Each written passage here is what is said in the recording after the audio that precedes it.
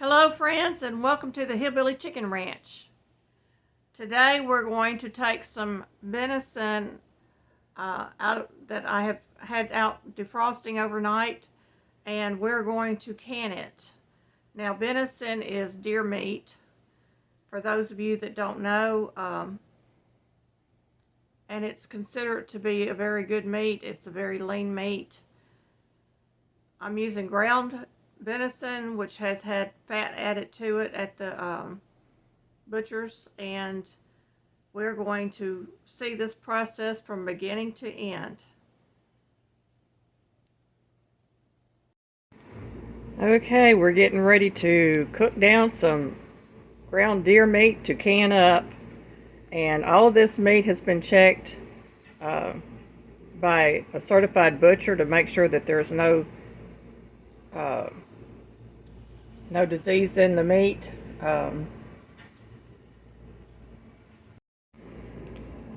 CWD has been found in the white-tailed deer in our county, and in a few other counties across the state of Tennessee, so we are very careful about the wild meat that we're getting, and these passed the inspection and was processed by a local meat processor that specifically deals in deer meat or venison. I've got two crock pots set up. I'm going to do half in one crock pot and half in the other. And this is still partially frozen, so the crock pot will do the cooking. I want it about medium done before I take it out of the crock pot, and I will break the meat up as it cooks.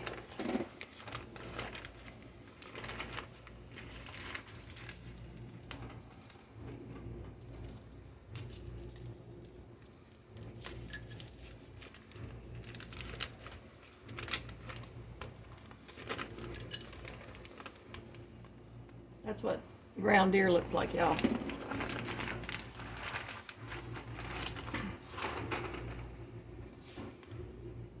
Because of my autoimmune, I'm unable to enjoy a lot of the wild meat that my husband, or the wild game that my husband gets. And we actually have traded eggs for this meat.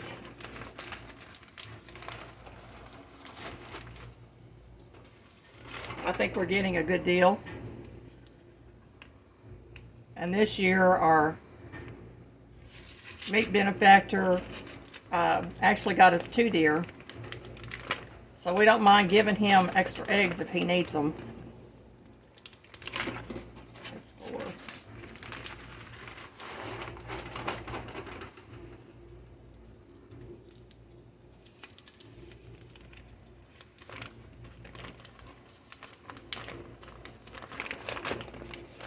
And 5. The reason I'm doing 5 in here is so that I don't overcook the meat and I don't overcrowd it. And as I said, as this starts to defrost, I am going to break this meat up. And I'm going to set this on high to start, and then I'm going to go to my other crock pot and get it set up also.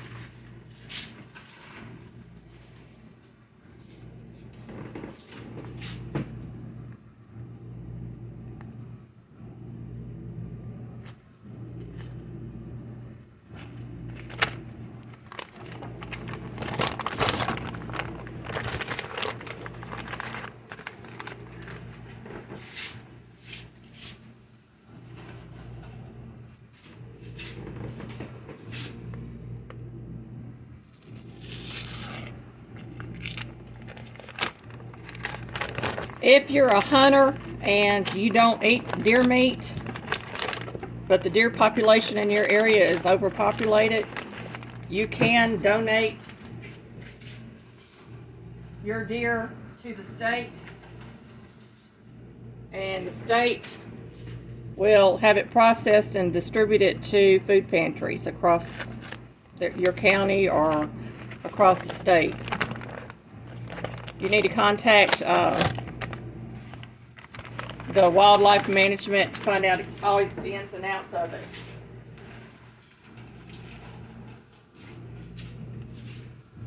My last package.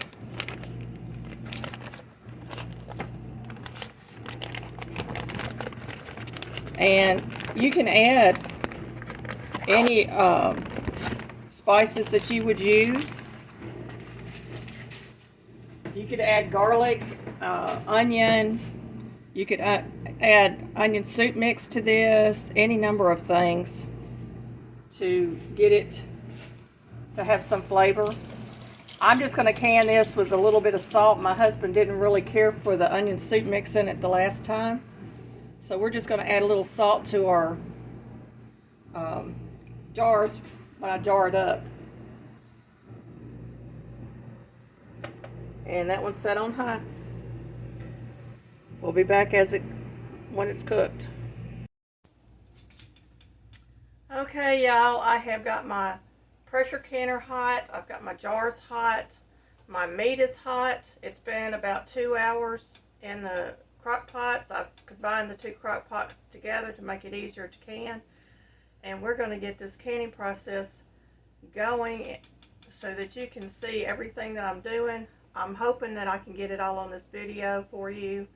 And we'll get these jars pressure canned and ready to go. Everything in my kitchen is clean.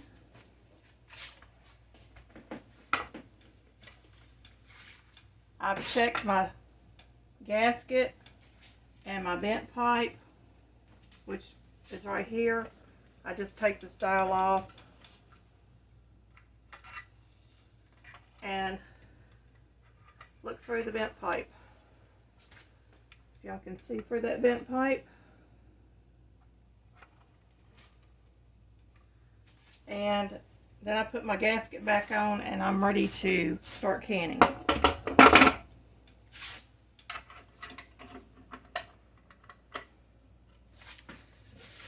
And with this one, I always set my dial to steam because that's what we're going to use first. The little dot is where you take the this knob off. This is going to determine my pressure. This canner does come with a gauge, but my gauge is inaccurate.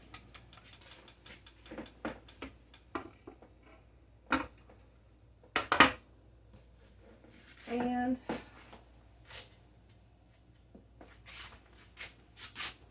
I'm going to turn some light on so y'all can see me better.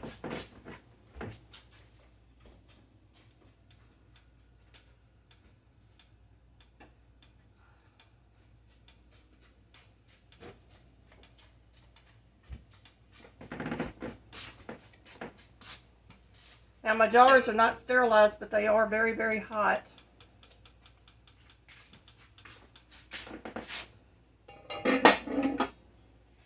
The Ball Canning book says we don't necessarily have to sterilize the jars anymore, so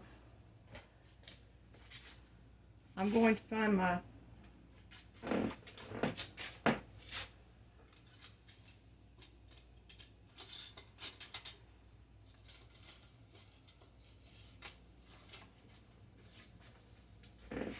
I'm going to let these top ones out with this.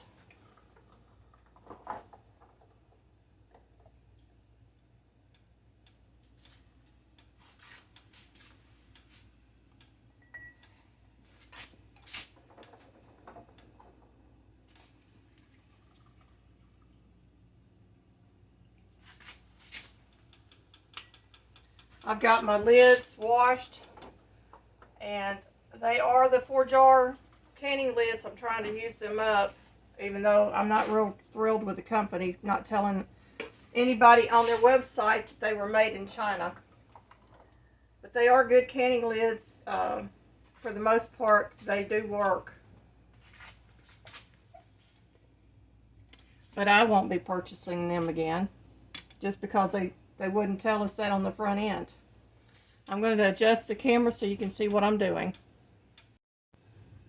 Okay, there is my deer meat. It is hot.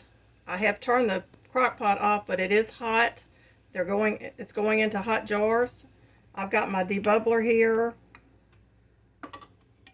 My debubbler.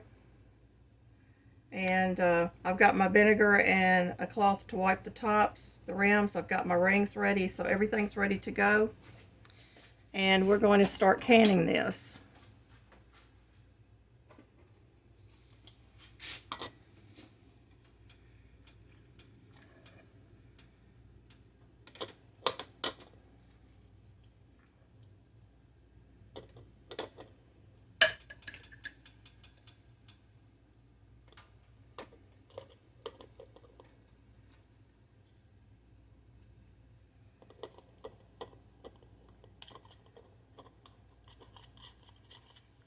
And I'm basically just pushing the meat down into the jar, trying to get it as tight as I can. A pint jar is supposed to hold a pound of meat.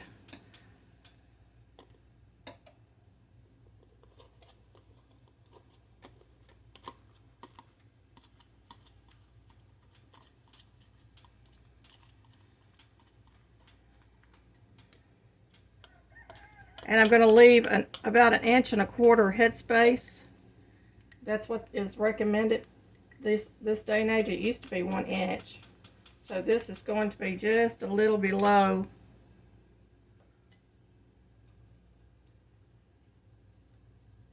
Just a little bit below the ring on the bottom, this ring here. So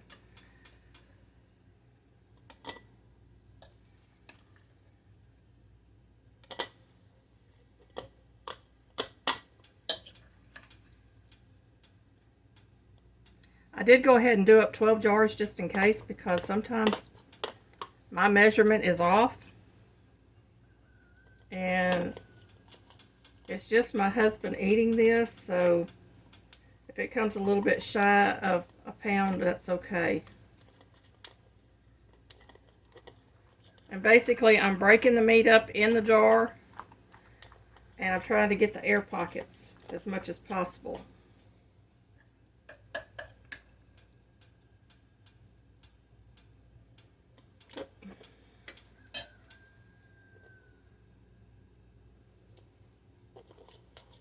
There's a reason I got a cloth down on my counter. I just dropped meat.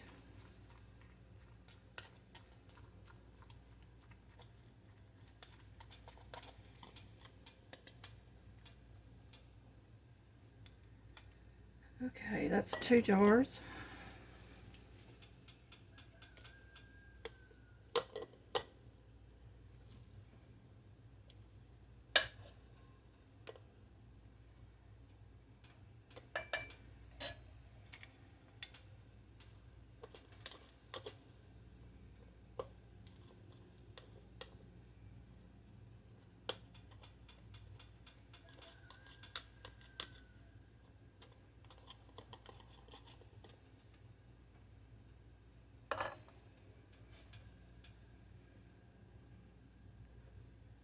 Make sure you get in the middle and along the edges with your debubbler. This is going to continue to create fat. Deer meat is mixed with fat because it's a very lean meat to begin with. So when they grind it up, they add fat to it.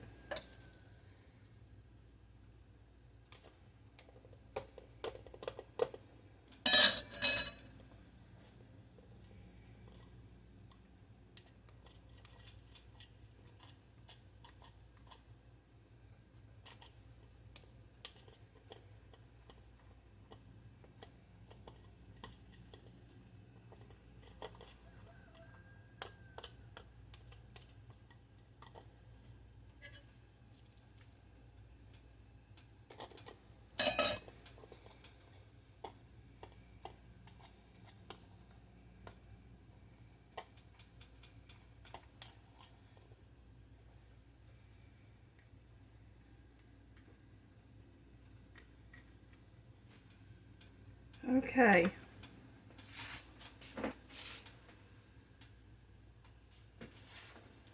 I'm using my homemade wipe rag, and I've got it dipped in vinegar, and I'm just going to wipe really good around the rings to remove any grease or oils that might have spilled onto the rings, because we do want these to seal.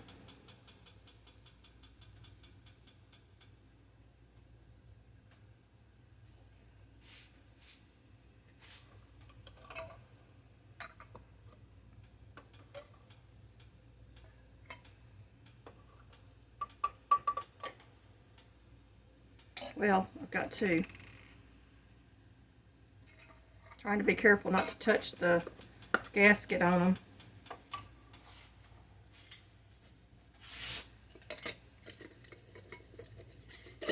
And I found that for me, for finger tight would be to use my left hand. And you just want to turn the ring just until it stops.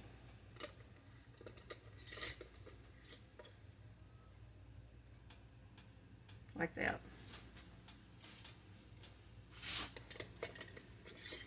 Now these jars are hot. And they're going into a hot bath canner. I think I'm going to turn that down a little bit. Okay.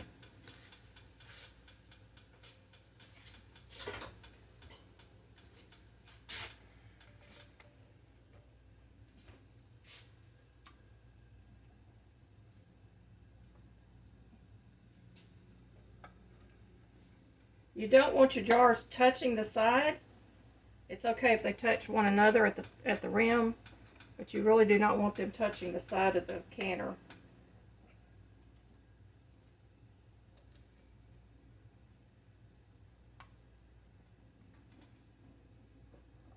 I'm going to turn this off. I'm going to finish up my jars, and I'll be back when we're ready to start canning. Okay, I've got my canner filled. I'm bringing it back up to temperature. My jars are hot. I just want these on top to get as hot as the ones on the bottom before I put my lid on. And then we will start the steam process. I'll be right back. Okay, I got a good boil going in my canner. I used the lid off my water bath canner to get it hot. I set my temperature. My sweet spot on my stove is one notch down below high because I'm using an electric stove. And you can see that we got a good head of steam going now. We are going to put the lid on, use the arrows as a guide, get the lid on there, and we're going to let it come to a full head of steam, which it should do rather quickly because it's already, I don't know if you can see it or not, but it's already steaming.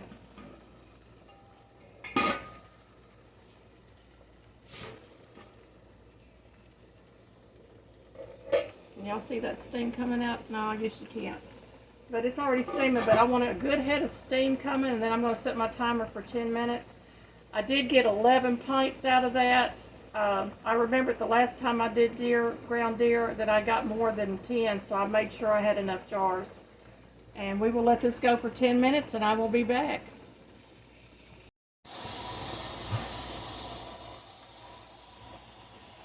I have a good head of steam started. And we are fixing to set the timer for 10 minutes.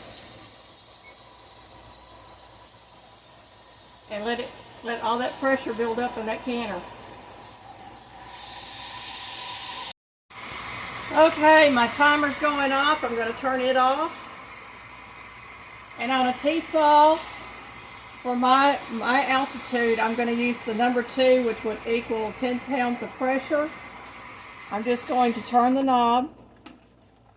And I'm going to watch this dial, and it should get between 9, 9.5 before I start timing this. And I will have steam coming out of this vent again. With a T-Fal pressure canner, you will have steam coming out of your vent. Now, this may take a few minutes for it to build up to pressure. Because I allowed my canner to really get hot before I put my lid on, it may get up to pressure sooner. And we will be back in a few minutes when it's up to pressure, and I'll show you what it looks like. Okay, y'all, I have a steady flow of steam going. I'm going to set my timer for an hour and 15 minutes or 75 minutes. That's recommended for pint jars.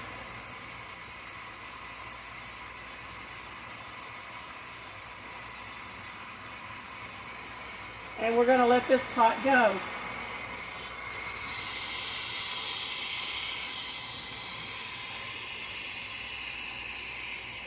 I wrote some notes down because I missed a few things.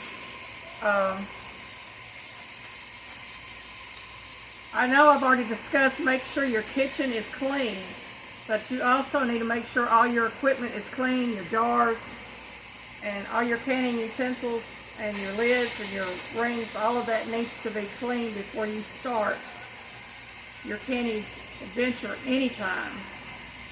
I use the wide mouth pint jars, or I will use 1.5 pint wide mouth jars to can meat. You check your jars for nicks around the rim, and you look inside the jar for any cloudiness or cracks in the bottom that is visible before you use them. I close all my air conditioner vents when canning to make sure that the air pressure in the room is not too cold and can cause my jars to break when I remove them from the canner. When canning meats that are partially cooked, my jars are hot, my meat is hot, and my pressure canner is also hot. I check the gasket and the vent pipes on the pressure canner before canning, and my burner should also be level. And I want to tell you that I'm using a special burner just for pressure canning because my stove is an electric stove, and it does burn up my drip pans. I have to replace the drip pans quite often, and I did omit the salt in this batch. So we will be back when the 75 minutes is up. We're going to allow this canner to come down to pressure. It takes about 40 minutes for a T-Fal pressure canner, according to the manufacturer, to come down to pressure, come down off of pressure. And then I will check to see if my nipple has dropped, and if my lid is loose, I can go ahead and remove my lid and start removing my jars. I usually allow 5 minutes in the canner, longer with the lid off before I remove my jars. Okay, my timer's going off, and I'm getting ready to lower the temperature on this. I bring my temperature down slowly, just so that the pressure inside my canner doesn't change because it is on an electric stove. And I give it a few seconds in between each turn down, and then we're going to set the timer for 40 minutes and let this cool off. I will not touch the dials or anything on there after I get the heat turned off.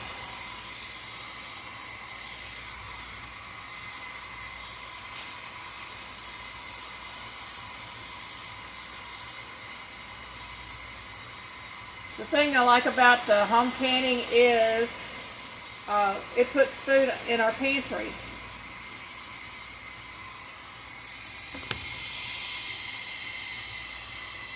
And it preserves it for a long period of time, and we don't have to worry about, freezer space and, food getting freezer burn and stuff like that. We can go ahead and get it put into jars and get it on our shelves, and it will last a good long time. Most canned goods will last 18 months. Some canned goods will last a lot longer. It just depends on what you're canning and how you store it. You notice the steam is getting less. I'm going to turn it down again.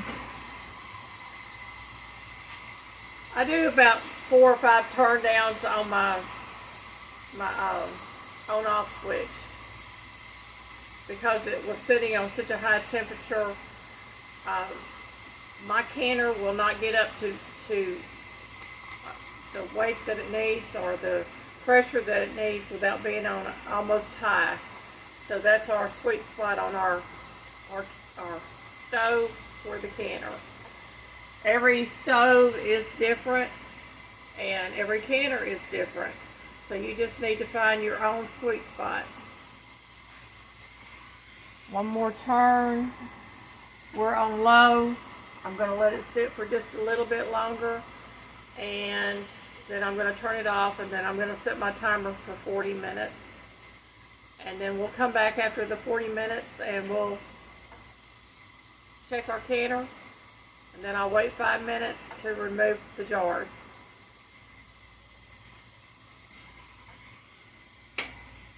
Okay, I have turned that off. And I'm setting my timer for 40 minutes, and we'll be back. Okay, my timer's going off. I'm turning it off. My nipple's down, and my top is loose. And to remove the lid, I'm going to turn it away from me and get it in the sink so it's out of my way. And stand back because of the steam.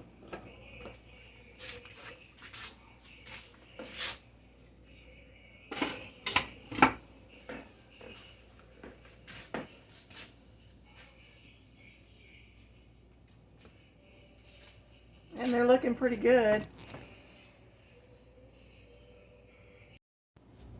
Okay, I've waited about 5 minutes. I'm going to start lifting these out.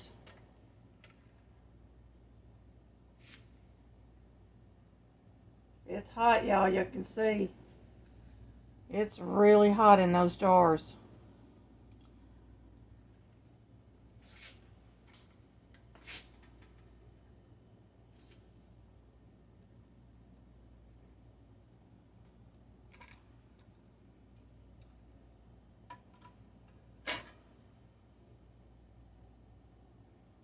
Okay, I've got 3 off the top, and I'm going to get the rest of them out.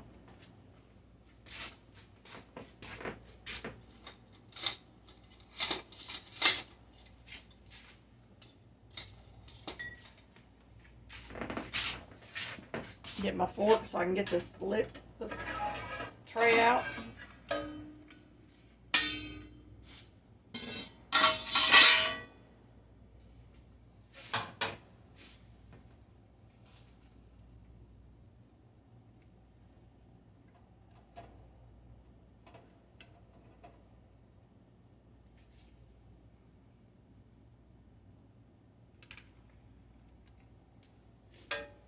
Can't hold my things today.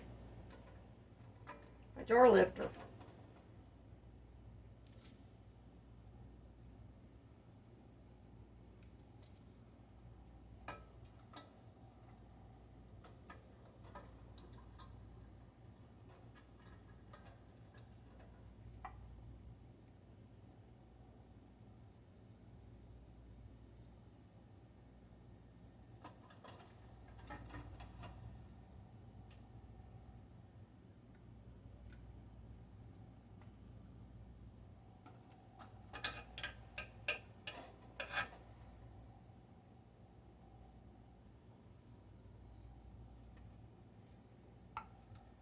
I'm hearing a pop.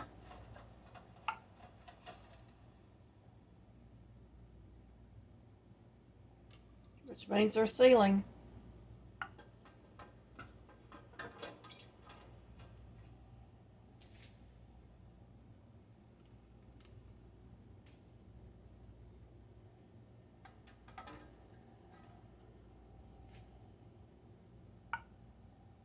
You hear them?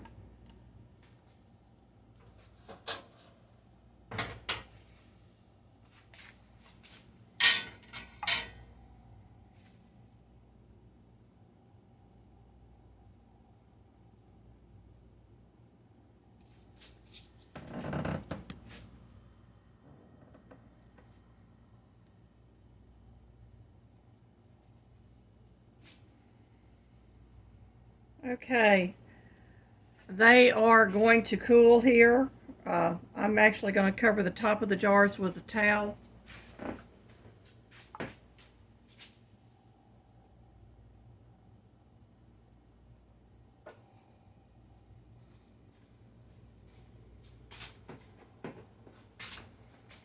And the reason I do this is just in case the jars explode, they will be on my counter for 12 to 24 hours. After that, I will take the rings off, clean my jars, get them labeled, and get them in my pantry. Thank you for watching.